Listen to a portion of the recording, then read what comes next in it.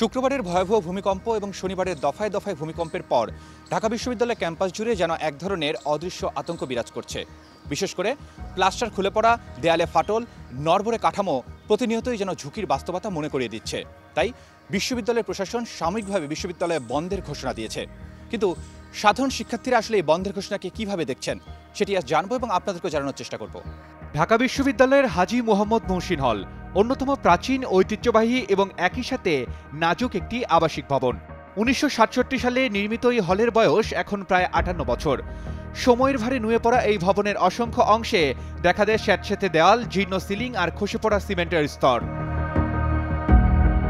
দীর্ঘদিন ধরেই শিক্ষার্থীরা জানাচ্ছেন, এই ভবনে দিন কাটানো যেন রীতিমতো ঝুঁকি নিয়ে প্রতিদিনের যুদ্ধ। সিলিংয়ের ফাঁক, পুরনো বিম, মেরামতের অযত্ন সব মিলিয়ে প্রতিনিয়ত আতঙ্কে থাকেন তারা। বিশেষ করে সাম্প্রতিক ভূমিকম্পগুলো শিক্ষার্থীদের উদ্বেগ আরও বাড়িয়ে দিয়েছে।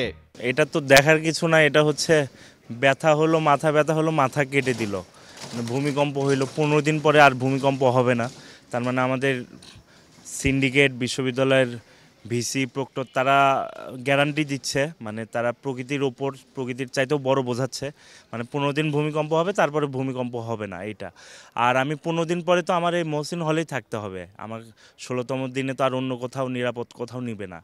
তাহলে এই বন্ধটা একটা অযাচিত বলেই মনে হচ্ছে। এই জন্য আফটার শকের আতঙ্ক বিরাজ করলে তো ভিসি স্যার নিজেও এখান থেকে যাওয়া উচিত ছিল। ক্যাম্পাসে সব হল বন্ধ, কিন্তু স্টাফদের ভবন, শিক্ষকদের ভবন তারা তো ছেড়ে যাননি, তারা আছেন।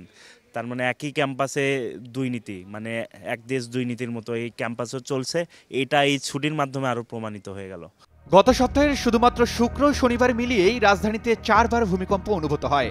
এর পরপরই নিরাপত্তার স্বার্থে ঢাকা বিশ্ববিদ্যালয়ের প্রশাসন 15 দিনের জন্য পুরো বিশ্ববিদ্যালয় বন্ধ ঘোষণা করে।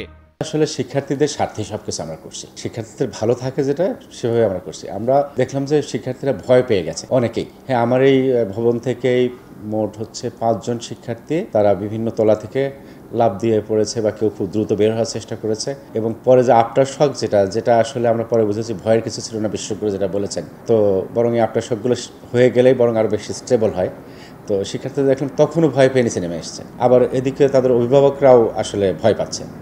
তো সেই জায়গা থেকে বিশ্ববিদ্যালয়ের সিন্ডিকেট, এটা আমার সিদ্ধান্ত না, সিন্ডিকেট মানে সর্বোচ্চ বডি, এখানে সিন্ডিকেট থেকে সিদ্ধান্ত হলো যে হলগুলো বরং ভ্যাকেন্ট করে দিয়ে শিক্ষার্থীরা বাড়ি ফিরে যাক এবং নিত্য বছর ওদের আমরা বিল্ডিংগুলোকে পরিপূর্ণভাবে পরীক্ষা করে কোনো রকম ক্ষয়ক্ষতি হয়েছে কিনা বা সামনে ঝুঁকি আছে কিনা বিষয়ে। তো সেই পরীক্ষাগুলো মোটামুটি আমি যত জানি এই হলটা আমরা নিজস্ব আমাদের যে ইউনিভার্সিটি ইঞ্জিনিয়ার তাদের সহ মোট 5 বার আমরা বিভিন্ন পয়েন্টে চেক করে বেরিয়েছি। প্রশাসনের নির্দেশনা অনুযায়ী গত রোববার বিকেল 5টার মধ্যেই হল খালি করতে বলা হয়েছিল। তবে হঠাৎ এই সিদ্ধান্তে অনেকেই পড়েন মারাত্মক বিপাকে, কারণ বেশিরভাগ শিক্ষার্থীরই তেমন প্রস্তুতি ছিল না, নেই থাকার বিকল্প জায়গাও।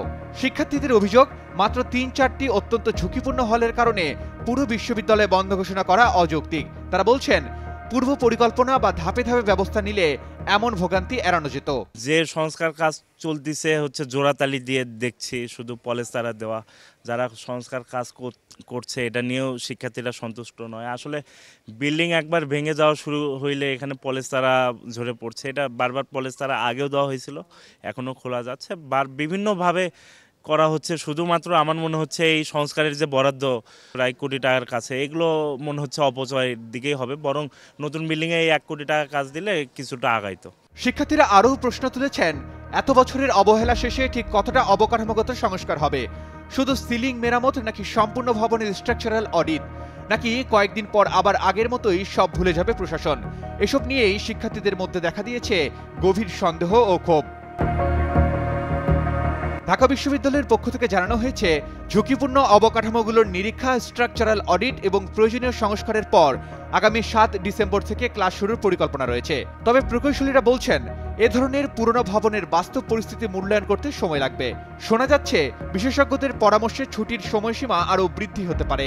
শিক্ষার্থীদের প্রত্যাশা ছুটি নয়, দীর্ঘমেয়াদী সমাধান। কারণ ঢাকা বিশ্ববিদ্যালয়ের বহু আবাসিক হলই এখন বয়স আর অবহেলার ভারে নাজুক। প্রতিটি ভূমিকম্পের পরই আতঙ্কে সিলিংয়ের দিকে তাকিয়ে থাকতে চান না শিক্ষার্থীরা। ঢাকা বিশ্ববিদ্যালয়ে চলছে হল সংস্কারের কাজ এবং রুমে ঝুলছে তালা।